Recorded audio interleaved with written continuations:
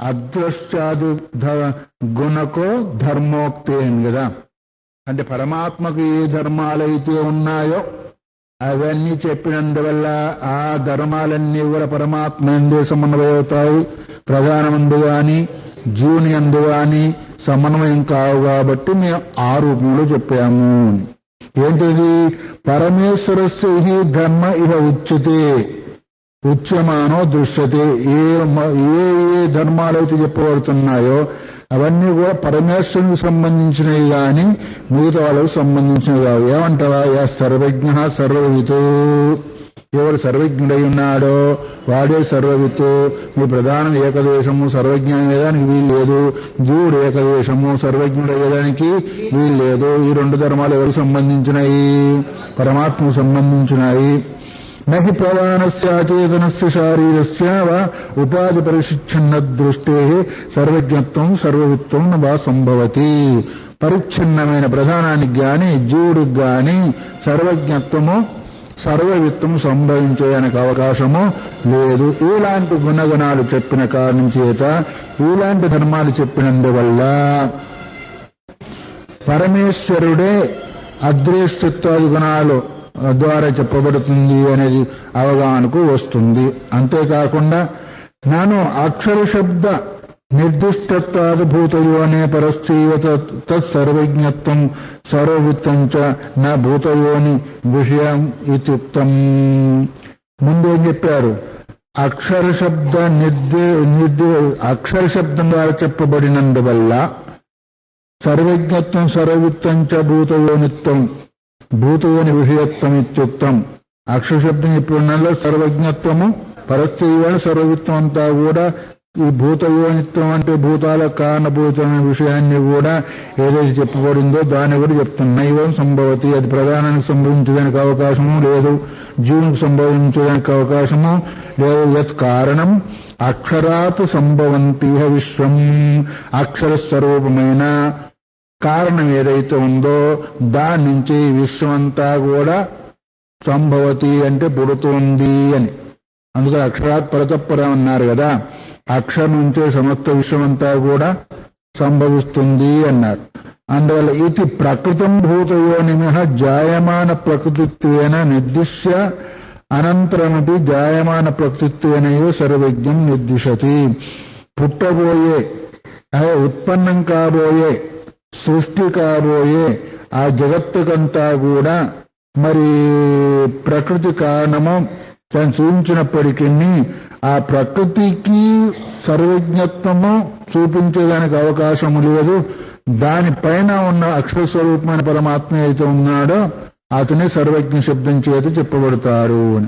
అక్కడ శృతిని మనకు ప్రమాణం చెప్పుతూ సర్వజ్ఞ సర్వవిద్యస్య జ్ఞానమయం తపః తస్మాత్ ఏతద్ బ్రహ్మ నామ రూపమన్నం జాయతే. కారణం అది బ్రహ్మస్వరూపం చెప్పబడింది. దాని వారి యొక్క తపస్సు జ్ఞానమయం. తర్వాత సర్వజ్ఞుడు సర్వవిత్తు. తస్మాత్ ఏతద్ బ్రహ్మ నామ రూపం అన్నంచ జాయతే. నామము రూపము అన్నము ఇవన్నీ కూడా ఉత్పన్నమవుతున్నాయని చెప్పినందువల్ల కేవల ప్రకృతి నుంచి జడమైన ప్రకృతి నుంచి ఏకదేశం ప్రకృతి నుంచి ఒకవేళ నీవు జన్మిస్తుంది కారణం అవుతుందంటే అది ఒక జన్మించినా అది సర్వజ్ఞుడు కాదు, సర్వవిత్తు. ఎందుకంటే జడమైనందువల్ల జడమైన ప్రకృతి ద్వారా ఇదంతా కూడా పుడుతుందంట కదా. కానీ ఒకవేళ ఆ రూపంలో వచ్చిన శరీరాదులు వచ్చినా గానీ చేతనాధిష్ఠితం ద్వారానే మిగతా సర్వజ్ఞత్వం సర్వవిత్తత్వం వాటికి దానికి రాదు. పరమేశ్వరునికే ఈ రెండు ధర్మాలు కూడా ఉన్నాయి. అందుకొరకే కారణం నామము రూపము మళ్ళీ ఆ పరమాత్మ నుంచి అక్షరస్వరూపం నుంచి వాటికి సంభవిస్తున్నాయి అనే విధంగా చెప్పి తస్మాత్ నిర్దేశ సామ్యేన ప్రత్యభిజ్ఞాయమానత్వాత్ ప్రకృతిస్యైవాక్షరస్య భూతయోనే. అది అక్షరస్వరూపం అన్నారు కదా. దీన్ని అదృష్టం అక్షరాత్ పరతపర అక్షరాత్ పరతపర అని చెప్పి ఆ అక్షరస్వరూపమైన తత్వం నుంచి ఈ సమత్వము ఉద్భవిస్తుంది అని ప్రత్యభిజ్ఞానం కలిగిందా లేదు? ప్రత్యభిజ్ఞానం అంటే జ్ఞానం యొక్క జ్ఞానం. మొదటి జ్ఞానం ఏంటిది? అదృష్టం అక్షరాత్ పరతపర అనేది మొదటి జ్ఞానం. ఆ అక్షర స్వరూపం నుంచి ఈ సమస్త భూతాలన్నీ కూడా ఉద్భవిస్తున్నాయన్నందువల్ల ఏమన్నారు? నిర్దేశ సామ్యన ప్రత్యభిజ్ఞాయమానత్వాత్ ప్రకృతిస్యైవ అక్షరస్య భూతయోని సర్వజ్ఞత్వం సర్వవిత్తం చ ధర్మం ఉచ్యతే ఇది గమ్యతే.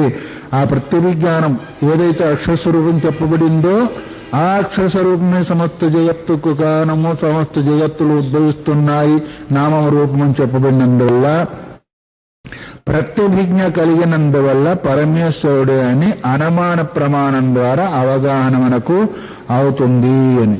అందుకొరకే అక్షరాత్ పరతః పరః ఇత్యత్రాపి నా ప్రకృతాదిభూతయోనేః అక్షరాత్ పరతః కచ్చిత్ అభిధీయతే. అక్షరాత్ పరతః పర అని ఈ ప్రయోగం ఏదైతే ఉందో సమస్త భూతాల కారణభూతమైన పరమేశ్వరుని కంటే ఇంకొక దాని ఎందు సమన్వయడానికి అవకాశము లేదు. అందువల్ల కథమే అధికమైతే పరమేశ్వరుని కంటే వేరే ఎవరు సమన్వయదానికి వీళ్ళు నిగటి చెప్పగలుగుతామని ఒకవేళ అడుగుతారేమో, అది కూడా చెప్తున్నాం. ఏనాక్షరం పురుష వేద సత్యం ప్రోవాచ తాం తత్వతో బ్రహ్మ విద్యాం. ఆయన దగ్గరికి పోయి అడిగారు కదా, గురువు దగ్గరికి పోయి శిష్యులు అడిగారు, నువ్వు ఏదైతే అక్షరం ఉందో, ఏదైతే పురుష స్వరూపమో, నువ్వు ఏదైతే సత్యస్వరూపమో దేన్ని నీవు తెలుసుకుని ఉన్నావో అదే మాకు చెప్పవలసింది అని అడిగారు కదా. గురువు దగ్గరికి పోయి శిష్యులు అడిగారు, నువ్వు ఏదైతే తెలుసుకున్నావో, ఏదైతే సత్యస్వరూపమో అనుకుంటున్నావో ఆ షోషకులపు దాన్ని నాకు చెప్పవలసింది అని గురువు గారిని అడిగారు కదా. ఇది ప్రకృత్య తస్యైవాక్షరస్య భూతయోని అదృశ్యత్వాది గణకస్య. ఏ రూపాన్ని అయితే ఆయన చూసో ఆ రూపాన్ని చెప్పమన్నప్పుడు ఆ అక్షరస్వరూపము, అంతేకాకుండా భూతయోని అంటే సమస్త భూతాల కారణ రూపంలో ఉంది. అదృశ్యత్వాది గణక అంటే అది కనిపించేది కాదు, వినిపించదు, కాళ్ళు లేవు, చేతులు, అపానిపాద ఈ రూపంలో వర్ణింపబడింది ఏదైతే ఉందో వక్తవ్యత్వేన ప్రతిజ్ఞాతము. ఆ రూపాన్ని తాను చూశాడు, దాన్నే చెప్పవలసింది అనే భావన కూడా, అంటే ఈ గుణాలు కలిగింది వాస్తవిక రూపము, ఇది అడిగిన దానికి సమాధానంగా చెప్పాలని గురువు గారు అనుకొని ఆ రూపాన్ని బోధించాడు. కథం తరిహి అక్షరాత్ పరతః పరః ఇది వ్యపదిశ్యతే ఇది. అక్షరానికంటే పరము, దానికంటే పరము అని చెప్పడం ఎట్లా చెప్పబడుతుంది ఆ తత్వం అంటారేమో. ఉత్తర సూత్రే తద్వక్ష్యామ. ముందు రాబోయే సూత్రంలో మేము చెప్పబోతున్నాము అనే దాన్ని గుర్తు చేశాడు. అంతేకాకుండా చేత అత్ర ద్వే విద్యే వేదితవ్యే ఉక్తైక 2 విద్యలు చెప్పబడినాయి కదా, పరావిద్య అపరావిద్య. దీని ద్వారా కూడా పరావిద్య ద్వారా తెలుసుకోబడేది ఏంటిది? పరమాత్మ. ప్రకృతి తెలుసుకోబడదు. ఎందుకంటే మరి అదృశ్యత్వాది గుణాలు కలిగిన వాడు పరమాత్మ కాబట్టి పరావిద్య వారు తెలుసుకోగలుగుతాడు. ఇది అదృశ్యత్వాది గుణాలు గల ఒకవేళ ప్రధానం అయితే ప్రధానం జడము. ఆ జడాన్ని తెలుసుకొని ఏమవుతాడు? వాడు కూడా జడమవుతాడు లేదా? చైతన్యం అవుతాడా? జడమవుతాడా? ఇప్పుడు బుద్ధిమంతుని దగ్గర పోతే బుద్ధిమంతుడు అవుతాడు, బుద్ధిమంతుని దగ్గర పోతే అందువల్ల అదృశ్యత్వాది గుణాలు కలిగిన వాడు గుణాలు కలిగింది ఒకవేళ ప్రకృతి అయితే దాన్ని పరావిద్యని తెలుసుకున్నందువల్ల వాడు జడం అవుతాడా? చైతన్యం అవుతాడా? అందుకు రెండు రకాలైన విద్యలు ఇక్కడ చెప్పబడినాయి కాబట్టి ఎక్కడ పరాచయ అపరాచయితి తత్ర అపరాం ఋగ్వేదాది లక్షణం విద్యాముక్త. అపర విద్య ఏంటిది? ఋగ్వేదాది లక్షణాలు కలిగింది. ఋగ్వేదం, యజుర్వేదం, సామవేదం, అధర్వణం అపర విద్య. ఈ అపర విద్య ద్వారా పొందే ఫలము వేరు అని దాన్ని చెప్పివేసేసి తర్వాత పరావిద్య మొదలు రెండుని సూచించాడు. ఒక పరావిద్య, ఒకటి అపరావిద్య. అపరవిద్య ఫలా ఋగ్వేదం వగైరా వగరని చెప్పేశాడు. పరవిద్యని గురించి చెప్పాలా? రూపాయ విద్యాముక్త బ్రవీతి అధే పరాయ తదక్షమధిగమ్యతే ఇత్యాది. పరావిద్య చేత అక్షరస్వరూపం పరమాత్మ పొందబడుతుందని ఈ విధంగా చెప్పబడింది. తత్ర పరస్యా విద్యాయా విషయత్వేన అక్షరం శృతం. పరావిద్యకు లక్ష్యభూతమైంది ఏంటిది? అక్షరస్వరూపము లక్ష్యమని ఇక్కడ తెలియబడుతూ ఉంది. అందువల్ల యది పునః పరమేశ్వరాద్ అన్యద్ అదృశ్యత్వాదు కనుక అక్షరం పరికల్పేత నేయం పరా విద్యా స్యాత్. పరమేశ్వరునికి అక్షర స్వరూపాన్ని పరమేశ్వరుని కంటే భిన్నంగా ఎవరినైనా మనం భావించినట్టయితే అది పరావిద్య కానే కాదు. ఎందుకంటే అపర విద్య అవుతుంది. అంటే ఈ లోకానికి సంబంధించిన వాటిని చెప్పేది కాబట్టి అపర విద్య అవుతుంది, కానీ పరావిద్య అని చెప్పడానికి అవకాశం ఉండదు. అందువల్ల పరాపర విభాగో హి అయం విద్యాయోరభ్యుదయ నిశ్చేష ఫలతయా పరికల్పతే. పరావిద్య ఒకటి, అపరావిద్య రెండు. పరావిద్య యొక్క ఫలం వేరు, అపరావిద్య యొక్క ఫలం వేరు. పరావిద్య యొక్క ఫలమేమో పరమాత్మ యొక్క తత్వాన్ని గుర్తింపు చేసుకునేదానికి, అపరావిద్య ఫలం ఏంటిది? అభ్యుదయ నిశ్రేయసం.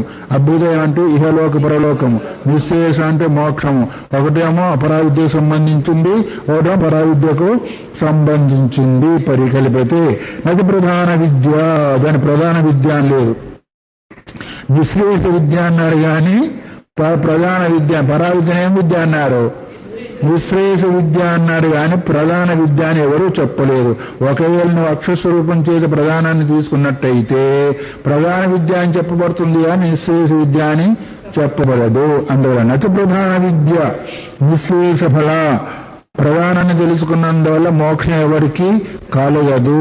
అందువల్ల కేనచిత్ అభ్యుగమ్యతే తుస్సస్య విద్య ప్రతిష్ఠేయం. ఇప్పుడు 2 విద్యలు 3 విద్యలు కావాలా? ఒకటేమో అభ్యుదయ నిశ్చేషాన్ని చెప్పేది అపరావిద్య, ఆ తత్వాన్ని చెప్పేదేమో పరావిద్య, ప్రధానాన్ని చెప్పేది 3వ విద్య కూడా కావాలి. అందువల్ల ఆ విధంగా ఎక్కడైనా స్వీకరింపబడతాయా? స్వీకరింపు. అందుకొరకు తుస్సస్య విద్య ప్రతిజ్ఞాయేరన్ తత్తో తత్పక్షే అక్షరాత్ భూతయోని పరస్య పరమాత్మన ప్రతిపాద్యమానత్వాతు. అందుకొరకు మీ యొక్క పక్షంలో అక్షరాత్ కంటే కూడా ఎవరో భూతయోని కంటే కూడా పరం చెప్పబడింది కదా. సమస్త భూతాలకు కారణభూతమైన ఆ తత్వం ఏదైతే ఉందో మరి అది కూడా చెప్పబడేది మీ యొక్క పక్షంలో. ప్రధానం కూడా దానికంటే వేరని చెప్పి దానికి కూడా ఒక విద్య చెప్పవలసి ఉండేది. అందులో దేవత విద్య భూతవ్య ఇహ నిర్దిష్టగా 2 విద్యలను తెలుసుకోవాలన్నారు కానీ 3 విద్యలను తెలుసుకోవాలని ఈ ప్రకరణంలో చెప్పలేదు. అందువల్ల ప్రధాన విద్య అనేది లేనే లేదు. ఉన్నది 2 విద్యలు. అందువల్ల ఒకటేమో అభ్యుదయానికి సంబంధించింది, ఒక నిశ్చయం సంబంధించింది. కస్మిన్ భగవో విజ్ఞాతే సర్వమిదం విజ్ఞాతం భవతి ఇది. ఉద్దాలకం దగ్గరికి వెళ్ళి శ్వేతకేతు అన్నారు, ఓ భగవంతుడా, దేన్ని తెలుసుకున్నందువల్ల ఈ సర్వం తెలియబడుతుంది, అది నువ్వు తెలుసుకున్నావు కాబట్టి నాకు బోధించవలసింది అని అడిగాడు కదా. కస్మిన్ భగవో విజ్ఞాతే, ఏ తత్వాన్ని తెలుసుకున్నందువల్ల సర్వమిదం విజ్ఞాతం భవతి, ఇదంతా కూడా తెలియబడుతుంది. ఇది ఏక విజ్ఞానేన అంటే ఒక విజ్ఞానం, ఏక విజ్ఞానం చేసి సర్వ విజ్ఞానం కలుగుతుంది అని. ఎట్లాగా? ఒక కుండం తెలుసుకున్నందువల్ల ఇదంతా కూడా మృన్మయమే అనుకుంటామా, లేదా ఒక సూర్యుని తెలుసుకున్నందువల్ల ఇదంతా కూడా ఇంపమయ్యట్లు అనుకుంటామో, ఒక తత్వాన్ని ఏదైతే తెలుసుకుందో సర్వం తెలియబడుతుందో, ఏక విజ్ఞానం చెప్పబడినందువల్ల సర్వవిజ్ఞానాపేక్షణం సర్వాత్మకే బ్రహ్మని. సర్వ విజ్ఞానం ఏంటి? సర్వాత్మకమైన బ్రహ్మం తెలుసుకున్నందువల్ల సర్వం తెలుపబడుతుంది. ప్రధానం సర్వాత్మకమే ఏకదేశమా? జడమైనందువల్ల అది సర్వాత్మకమయ్యేదానికి అవకాశం లేదు. అందువల్ల బ్రహ్మని వివక్షమానో అవకల్పతే. సర్వాత్మకమైన ఏ ఒక్కదాన్ని తెలుసుకున్న తర్వాత అంత తెలియబడుతుందనే విషయం సర్వాత్మకమైన బ్రహ్మను గురించి చెప్పబడిందే కానీ ఏకదేశమై పరిచ్ఛిన్నమై జడమైన ప్రకృతిని చెప్పబడింది కాదు. నా అచేతన మాత్రైకాయతనే ప్రధానే, అచేతన రూపమైన పదానికి సంబంధించి చెప్పబడింది, అది కాదు. అందువల్ల భోగ్య వ్యతిరిక్తి వా భోక్తరి. భోగ్యం ఏంటిది? అనుభవింపబడేది. భోక్త వేరుగా ఉంటారు. అంటే భోగ్యానికంటే వ్యతిరిక్తమైంది భోక్త. అందువల్ల అపిచ స బ్రహ్మ విద్యాం సర్వ విద్యా ప్రతిష్టాం అథర్వాయ జ్యేష్ఠపుత్రాయ పాహ. అందుకొరకు భోగ్య వస్తువు అనిత్యమైంది, భోక్తము నిత్యమైన వాడు ఒక రకంగా చూస్తే. అందువల్ల బ్రహ్మ విద్య ఏదైతే ఉందో, ఏది నశించకుండా ఉండేది అదృశ్యత్వ గుణాలతో కూడుకున్న బ్రహ్మను తెలుసుకునే దాని కొరకు చెప్పబడే బ్రహ్మ విద్య ఎవరు చెప్పారు? సర్వ విద్యా ప్రతిష్టాం. అది సమస్త విద్యలో ప్రతిష్ట అంటే మేటిది. ఎన్ని విద్యలు ఉన్నాయి? ఎన్నో విద్యలు ఉన్నాయి. నారదుడు సనత్ కుమార్ దగ్గర పోయి నాకు భూత విద్య, సర్ప విద్య, ఆ విద్య, గంధర్వ విద్య, నక్షత్ర విద్య, అన్ని విద్యలు తెలుసు, నాకు బ్రహ్మ విద్య తెలియదు, బోధించు అన్నాడు. అయితే అన్ని విద్యలకు జ్యేష్ఠమైందంటే పెద్దది ఎవరు? బ్రహ్మ విద్య. బ్రహ్మను తెలిపేది కాబట్టి బ్రహ్మ విద్య. ఎవరు పోయి? జ్యేష్ఠ పుత్రాయ ప్రాహ అధర్వవాడు జ్యేష్ఠ పెద్ద కొడుకు చెప్పాడు. ఎట్లా అయితే మీ దాయ భాగం ఏది పెద్ద కొడుకు ఎక్కువ ఇస్తారు ఏదో కొంచెం, ఏదో ఇప్పుడు ఉన్నదో లేదో కానీ మొత్తం ఇస్తుండేవాళ్ళు. అట్లాగే బ్రహ్మ విద్య కూడా పెద్ద కుమారునికి అధర్వునికి బోధించాడు. కానీ ఇది బ్రహ్మ విద్యం ప్రాధాన్యాన్ని ఉపక్రమ్య, అక్కడ బ్రహ్మ విద్యనే ప్రధానంగా తీసుకొని పరాపర విభాగేన, పరావిద్య ఇది, అపరావిద్య అది. పరావిద్యమో ఈ లోక సంబంధం, అది పరమాత్మను బోధించేది. అపరావిద్య ఈ లోక సంబంధం భోగాల గురించి బోధిస్తుందని రెండు విభాగాలు చేశాడు. పరవిద్యకి ఈ ఫలము, అపరవిద్యకి ఈ ఫలము. పరవిద్యకమో వీడధికారి, అపరవిద్యకమో వీడధికారి అని అధికారాన్ని, ఫలాన్ని, విద్యను కూడా సూచించి వేరువేరుగా చేసి విద్యాం అక్షరాధిగమనీయం దర్శయ తస్యా బ్రహ్మ విద్యాత్వం దర్శయతి. విద్యాం అక్షరాధిగమన, ఏ విద్య? పరావిద్య. పరావిద్యాము అక్షరస్వరూపాన్ని తెలియజేస్తుంది, లేదా పొందింపజేస్తుంది, లేదా అనుభవింపజేస్తుంది అని చెప్పి చూపిస్తూ బ్రహ్మ విద్యాత్వం దర్శయతి. అది బ్రహ్మకు సంబంధించి, పరావిద్య ఏంటిది? బ్రహ్మకు సంబంధించిన విద్య అని చూపిస్తూ ఉన్నాడు. సాచ బ్రహ్మ విద్య సమాఖ్య తద అధిగమ్యాస్య అక్షరస్య బ్రహ్మత్వే బాధిత స్యాతు. అందువల్ల అక్షరస్వరూపమైన బ్రహ్మ, ఆ బ్రహ్మ విద్యా సామాఖ్య, బ్రహ్మ విద్య ద్వారా చెప్పబడేది అవుతుందో తద అధిగమ్యస్య అక్షరస్య అబ్రహ్మత్వే బాధిత స్యాతు. ఎప్పుడైతే బ్రహ్మ విద్య ద్వారా తన యొక్క స్వరూపాన్ని తెలుసుకుంటున్నాడో, అబ్రహ్మత్వం అంటే నేను బ్రహ్మమును కాదు అనే అజ్ఞానాన్ని, అంటే స్వరూపాజ్ఞానాన్ని బాధిస్తుంది, అంటే నశింపజేస్తుంది. కానీ పరావిద్య ద్వారా ఎప్పుడైతే తన యొక్క స్వరూపాన్ని తెలుసుకుంటాడో, అబ్రహ్మత్వం అంటే నేను బ్రహ్మమును కాను అనే భావన ఏదైతే ఉందో దాని ఇన్స్టా పోగొడుతుందా? అందువల్ల దానికి బ్రహ్మ విద్య లేదు పరావిద్య అని చెప్పబడింది. ఇక వరకు బ్రహ్మ విద్య. మరి ఇంకా అపర ఋగ్వేదాది లక్షణ, అపర విద్య ఏంటిది? ఋగ్వేదాది లక్షణంతో కూడుకున్న విద్య ఏదైతుందో అది కర్మ విద్య అన్నారు. మొదటిది ఏంటిది? బ్రహ్మం తెలిపేది కాబట్టి అది బ్రహ్మ విద్య. ఋగ్వేదాది లక్షణాలు కలిగింది అంటే ఇది కర్మ విద్య. కర్మను ఏ విధంగా చేయాలి, ఎవరు చేయాలి, చేసినట్టయితే ఏ ఫలం లభిస్తుంది అని బోధించేది ఏంటిది? అపర విద్య. దాన్నే కర్మ విద్య అన్నారు. బ్రహ్మ విద్యోపక్రమ ఉపన్యస్యతే బ్రహ్మ విద్య ప్రశంసాయై. బ్రహ్మ విద్య స్థితి చేసేదాని కొరకు ఏంటిది? ఒకటి మంచిది కాదంటే రెండోది మంచిది అన్నట్టు కదా. మా పెద్ద కోడలు మంచిది అంటే చిన్న కోడలు ఏమైంది? చోటు అయింది కదా. అది బ్రహ్మ విద్య మంచిది అంటే మరి పరావిద్య మంచిది అంటే అపర విద్య ఏమైంది? అది పనికిరాందు, లేదా నిన్ను దుఃఖంలో పడేసేదని తెలుస్తుంది. ఎందుకంటే ఒకదాన్ని స్థితి చేసేదానికి ఇంకో దాన్ని చూపిస్తూ ఉంటారు. కర్మ విద్య ఏదైతే ఉందో ఇలాంటిదని చూపిస్తే అది అప్పుడు బ్రహ్మ విద్య అవుతుంది, దాని యొక్క ఉత్కృష్టత్వము కనిపిస్తుంది. దాన్ని చెప్తూ ఉన్నారు. అపర ఋగ్వేద లక్షణ కర్మ విద్య, బ్రహ్మ విద్య ఉపక్రమ ఉపన్యస్థితి. బ్రహ్మ విద్యను ఉపక్రమం చేసి అపర విద్యను కూడా చెప్పారు అంటే అర్థమేమి? అపర విద్యా స్వరూపం ఇటువంటిది, బ్రహ్మ విద్యా స్వరూపం ఇటువంటి. రెండు తెలిస్తే కదా ఒకటి గొప్పదని తెలుస్తుంది. ఒకటి చెప్పేవారికి ఏమవుతుంది అంటే ఏమో అవునో కాదు అనిపిస్తుంది. కాబట్టి బ్రహ్మ విద్య స్థుతి చేసేదాని కొరకే అపర విద్యను కూడా చూపిస్తున్నాడు. ఏమని? ప్లవాహ్యేతే అద్దుడ యజ్ఞరూప అష్టాదశోక్తమవరమ్యేషు కర్మ ఏతచ్చేయో ఏ అభినందంతి మూఢా జరామృత్యుంతి నరేవాపియంతి. ప్లవాహేతే అద్రుడా. ప్లవ అన్నారు. ప్లవ అంటే అర్థమేమి? అస్థిరమైంది. అయితే అదృఢ అంటే ఒక దగ్గర ఉండేది కాదు, దృఢంగా ఉండేది కాదు, నిశ్చయంగా ఉండేది కాదు. ఏంటిది? యజ్ఞ రూపంలో ఉన్న కర్మ అన్నారు. అష్టాదశం ఉక్తం అవరం యేసు కర్మ అన్నారు. యజ్ఞ రూపమైంది. అష్టాదశ రూపంలో అంటే 16 మంది ఋత్విక్కులు యజమాని, యజమాని భార్య. ఎంతమంది అయ్యారు? లెక్కలు వస్తాయి నాకు తెలుసు కానీ 16 1 17 1 18. ఈ 18 మందితో కూడుకున్నది ఏంటిది? అది యజ్ఞ రూపమై ఉంది. అది ఎటువంటిది? ఏతత్సేవ్యాభినందంటే ఈ యజ్ఞ రూపమైన కర్మే నాకు శ్రేయస్సునగలిగేస్తుందని ఎవరైతే అనుకుంటారో వాళ్ళెవరు? మూఢాహ అన్నారు, మూఢులు అన్నారు. పెద్ద పెద్ద పేరు పెట్టాడు పాపం. ఎవరు వాళ్ళు?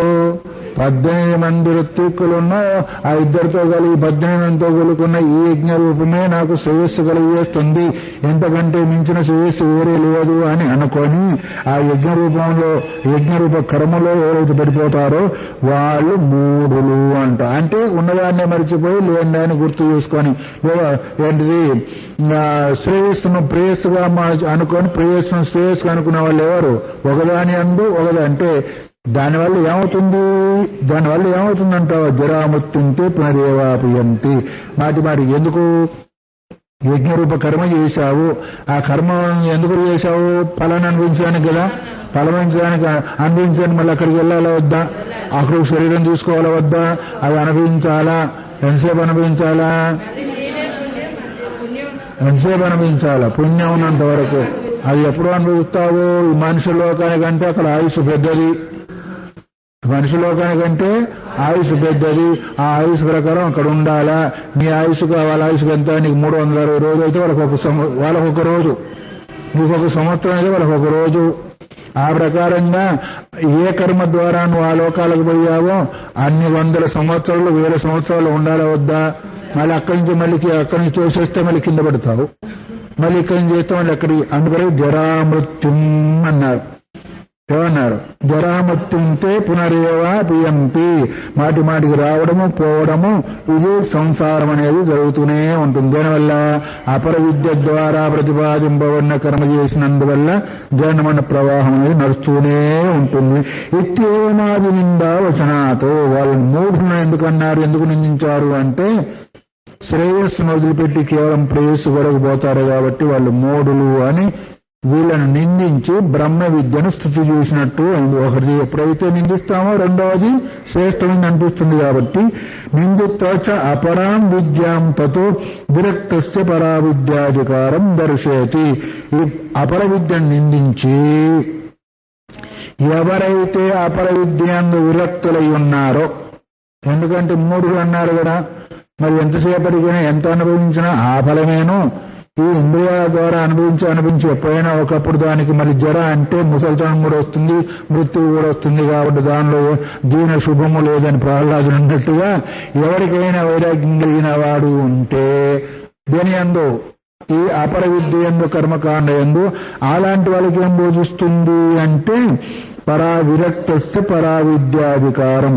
అంటే ఈ అపర విద్య యందు ఎవరికైతే విరక్తి కలిగిందో వాళ్ళే పర విద్యకు అధికారులు. మిగతా వాళ్ళ అధికారులు ఇప్పుడు మనం విరక్తిలో ఉన్నాం, స్వరక్తిలో ఉన్నామా? ఎవరికి వాళ్ళు లోపల చూసుకుంటూ తెలుస్తూ ఉంటుంది మనం విరక్తులమో స్వరక్తులమో. అసలు అపర విద్య అందు కాదు. ఆ అపర విద్య కూడా కాకుండా ఎందుకు పనికిరాని కర్మలన్నీ చేసి దుఃఖం. ఇంకా అదైనా కొంతవరకు మేలే కదా. ఈ భోగానికంటే దేవులకు భోగం మంచిదే చెడ్డదా? కానీ అది కూడా పనికి రాకుండా దేవలోకం దృష్టిలో మనం ఎవరము? మన దృష్టిలో దోమలు చీమలు ఎంతో వాళ్ళ దృష్టిలో మనం అంతే. ఎందుకంటే అది నికృష్టమని అనుకుంటున్నాం లేదా? పంది బుర్రలు పడితే చిచి ఎందుకు బాగా పని అనుకుంటాం లేదా? మరి ఎంత బురదలు పడుతున్నారే, కళ్ళు మాంసం చీరు అంతా కూడా మనకు బురదగా ఉందా లేదా? ఇప్పుడు మన దృష్టిలో వాళ్ళంతా కూడా పనికిరాని అయ్యారు కదా. మరి వాళ్ళ దృష్టిలో మనం ఎందుకు పనికిరాని నీరసమైన భోగాలు అనుభవిస్తున్నారు, మేము కూడా ఎట్లా ఉన్నాం అనుకుంటారు. ఇప్పుడు ఇక్కడ కూడా లోకంలో కనిపిస్తున్నా లేదా? ఏం లేని వాళ్ళని చూసి ఉన్నవాళ్ళు ఏదో చేస్తారా లేదా? మేము చూడు ఏసీలో ఉన్నాం, ఫలానా ఉన్నాను కింది వాళ్ళు అంటున్నారు. నీకంటే పోయేవాడు నిన్నంటారా లేదా? వాడికంటే పోయేవాడు ఒకటి కంటే ఒకటి హెచ్చు తగ్గులు కలిగిందే కానీ దీనిలో ఏమాత్రం ఇంకా ఎంతకంతకు పెరుగుతూ ఉంటుందో అంతకంతకు అభిమానం పెరుగుతూ ఉంటుంది. ఎంతకంతకు అభిమానం పెరుగుతూ ఉంటుందో అంతకంతకు బంధత్వం పెరుగుతూ ఉంటుంది. అంతకు తగిన శరీరాలు వస్తూ ఉంటే అంతకంతకు బంధువులైపోతూ ఉంటారు. ఈ విధంగా విచారించి ఏ సాధకుడైతే దాని విరక్తి కలిగి ఉంటాడో అలాంటి వాళ్ళ కొరకు పరావిద్యాధికారం దర్శయతి, పరావిద్య అధికారులు అవుతారు అని ముండక శృతి చెబుతోంది. ఏంటి అది? పరీక్షలోకాన్ కర్మచితాన్ బ్రాహ్మణో నిర్వేదమాయాత్ అనే విషయం చేత ఈ విధంగా చెప్పబడింది. కాబట్టి మరి ఎవరైతే అదృష్టత్వాది గుణాల చేత చెప్పబడిన తత్వమో పరమాత్మే అవుతాడు. ఎందుకంటే దానికి తగిన సంబంధమైన విద్య పరావిద్య, అపరావిద్యం కర్మ సంబంధమైంది. ఒకవేళ ప్రధానాన్ని ప్రధావిద్యాన్ని తీసుకునేందుకు అవకాశం లేదు. మూడో విద్య కూడా కావాలి. అందువల్ల 3 విద్యలు ఎక్కర్లేవు. శృతి చెప్పింది అంటే 2 విద్యలు అని ఈ విధంగా పరాపర విద్యను సూచిస్తూ అపర విద్యందు ఎవరైతే ఉంటారో వాళ్ళు మూఢులని, దాని అందు ఎవరైతే విరక్తులై ఉంటారో వాళ్ళు బ్రహ్మ విద్యకు అధికారులనే విషయాన్ని సూచించారు. మిగతా విషయాలు రేపు. హరి ఓం తత్సత్. బాదరాయణం స్తోత్రభాస్య కృతౌ వందే భగవంతో పునః పునః సదాశివసమారంభాం శంకరాచార్యమధ్యమాం అస్మదాచార్యపర్యంతాం వందే గురుపరంపరాం. బ్రహ్మసూత్రాలు 21వ సూత్రంలో నిన్న భాష్యంలో పరావిద్య అపరావిద్య సంబంధం చెప్పేసి పరావిద్యలో అవాహ్యేతే అదృఢ యజ్ఞరూప అనే మంత్రం ద్వారా ఋగ్వేదాది సంబంధమైన అపరావిద్య యజ్ఞరూపం కాబట్టి దాని యొక్క ఫలము అల్పమైంది, స్వల్పమైంది. ఎవరైతే దాన్ని ఆచరిస్తారో వాళ్ళు మూఢులు. అంతేకాకుండా జన్మమన్న ప్రవాహ రూపమైన సంసారంలో పడతారు అని ఇంతవరకు తర్వాత ఎవరైతే దాని యందు విరక్తులై ఉంటారో ఆ యొక్క కర్మను కర్మ ఫలాన్ని కూడా ఆశించకుండా ఉంటారో వాళ్ళ గురించి పరావిద్య చెప్పబడింది అని పరావిద్యను ప్రారంభిస్తూ ఉన్నారు. పరీక్షలోకాన్ కర్మచితాన్ బ్రాహ్మణో నిర్వేదమాయాన్ నాస్త్యకృతకృతేన తద్విజ్ఞానార్థం సగురుమేవాభిగచ్చేతు శ్రోత్రియం బ్రహ్మనిష్టం అన్నారు. పూర్వంలో చెప్పబడిన దాని యందు ఎవరైతే వైరాగ్యాన్ని పొందారో అలాంటి వాళ్ళు లోకాన్ కర్మచితాన్ పరీక్ష బ్రాహ్మణో నిర్వేదమాయ. కర్మచితాన్ లోకాన్ పరీక్ష. ఇంతవరకు ఏం చెప్పాడు? కర్మచితం అంటే యజ్ఞం ఏంటిది? కర్మ ద్వారా సంభవించింది కదా. కర్మ చేస్తే జరుగుతుంది, కర్మ చేయకపోతే జరగదు. దాని ఫలం కూడా కర్మ ద్వారానే లభిస్తుంది. అవన్నీ కూడా పరీక్ష అంటే దాని యొక్క వెనుక ముందు మంచి చెడును విచారించి అవన్నీ కూడా అనిత్య ఫలాన్ని ఇచ్చేవి, దుఃఖానికి కారణభూతమైనవి, జనమన ప్రవాహ రూపమైన సంసారానికి కారణభూతమైన నిర్వేదమాయాత్ బ్రాహ్మణ. బ్రహ్మజ్ఞానం కావాలనుకున్నవాడు నిర్వేదం అంటే వైరాగ్యం, వైరాగ్యాన్ని పొందాలి. ఎందుకంటే నిత్యఫలం ఏంటిది? బ్రహ్మజ్ఞానం, బ్రహ్మస్వరూప జ్ఞానం. అనిత్యఫలం ఏంటిది? యజ్ఞం ద్వారా లభించే స్వర్గాది భోగం. అందువల్ల నిత్యఫలం కావాలనుకున్నవాడు సమస్త లోకాల ద్వారా లభించే భోగాన్ని, కర్మ ద్వారా సంపాదింపబడే ఈ రెండింటిని, లోకాన్ని లోకభోగాన్ని కూడా అనిత్యమని తెలిసి నిర్వేదాన్ని అంటే వైరాగ్యాన్ని పొందాలని చెప్పి, వైరాగ్యాన్ని పొందిన తర్వాత ఎక్కడికి పోవాలి? మళ్ళీ తద్విజ్ఞానార్థం సగురమేవాభిగచ్చేత్ సమిత్వాని శ్రోత్ర్యం బ్రహ్మనిష్టం.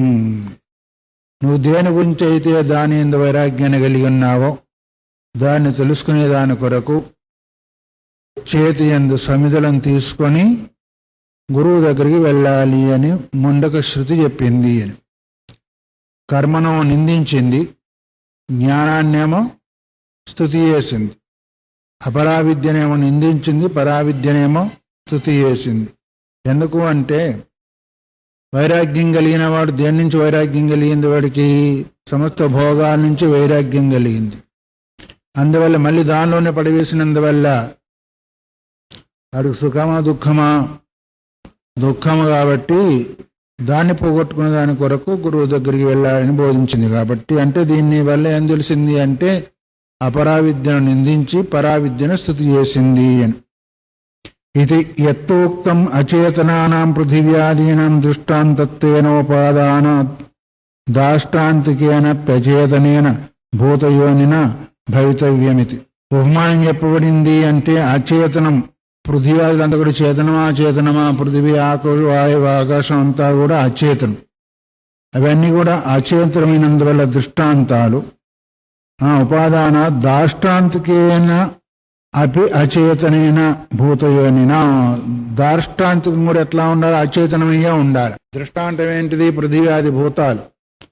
దాష్టాంతికం ఇచ్చాడు, పరమేశ్వరుడు అయ్యేదానికి వీలవుతుంది కానీ ఇంకోటి కాదని సిద్ధాంతి నిరాకరణ చేశాడు. దృష్టాంతం ఎలా ఉండాలో, ఉపమానం ఎట్లా ఉండాలో ఉపమేయం కూడా అలాగే ఉండాలి వద్దా? అందువల్ల ఉపమానం ఏంటిది? పృథివ్యాది భూతాలు జడం, దానికి